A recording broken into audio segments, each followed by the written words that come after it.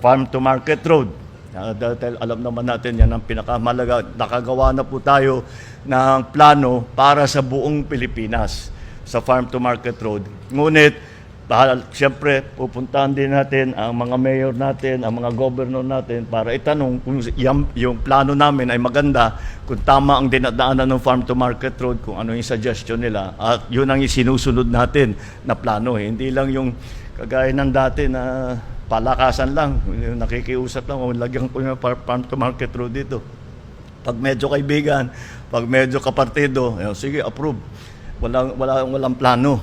Kung minsan kung saan napupuntang farm to market road na hindi naman nakakatulong sa ating mga magsasaka.